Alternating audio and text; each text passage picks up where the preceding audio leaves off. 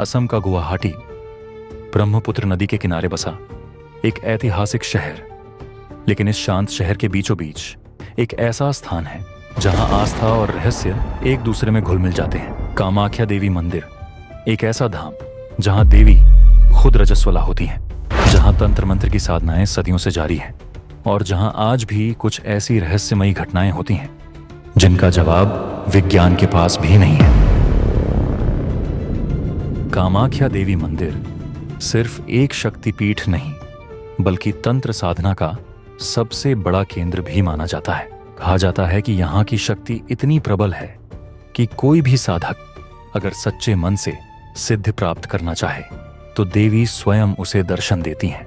लेकिन यहाँ साधना करना इतना आसान भी नहीं। इस मंदिर का इतिहास हजारों साल पुराना है। कालिका पुराण के अनुसार यही वह स्थान है जहाँ भगवान शिव के तांडव के दौरान माता सती की योनि गिरी थी। यही कारण है कि इस मंदिर में देवी के किसी मूर्ति रूप की पूजा नहीं होती बल्कि एक प्राकृतिक गुफा में स्थित एक रहस्यमयी चट्टान की, जो सदियों से गीली बनी रहती है, पूजा की जाती है। इसे देवी का प्रतीक माना जाता है। लेकिन सवाल यह है कि आखिर वह चट्टान हमेशा गीली क्यों रहती है? वैज्ञानिकों ने इस रहस्य को सुलझाने की कोशिश की लेकिन किसी को कोई ठोस जवाब नहीं मिला। हर साल अंबुबाची मेले के दौरान इस चट्टान से एक लाल रंग का तरल पदार्थ निकलता है जिसे भक्त देवी के मासिक धर्म का प्रतीक मानते हैं। लेकिन यह पदार्थ कहां से आता है? विज्ञान इसे भूगर्भीय हलचलों का परिणाम मानता है। लेकिन सदियों से इस चमत्कार को देवी का आशीर्वाद समझकर श्रद्धालु इसे सिर झुकाकर स्वीकारते आ रहे हैं। लेकिन कामाख्या मंदिर की रहस्यमयी बातें यहीं खत्म नहीं होती।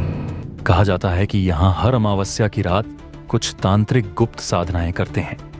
ये साधनाएं इतनी शक्तिशाली होती हैं कि अगर कोई आम व्यक्ति गलती से इस दौरान मंदिर परिसर में पहुंच जाए तो उसे भयंकर परिणाम भुगतने पड़ सकते हैं। स्थानीय लोग कहते हैं कि कई बार कुछ लोग यहाँ बिना किसी निशान के ही गायब हो चुके हैं। ये लोग कौन थे और उनके साथ क्या हुआ, कोई नहीं जानता। इतिहास में इस मंदिर को नष्ट करने के भी कई प्रयास हुए। 16वीं शताब्दी में जब मुस्लिम आक्रमणकारी हुसैन शाह ने इस मंदिर पर हमला किया तो कहा जाता है कि देवी के क्रोध से पूरी सेना अंधी हो गई थी। उसके बाद से किसी भी शासक ने इस मंदिर को नुकसान पहुंचाने की हिम्मत नहीं की।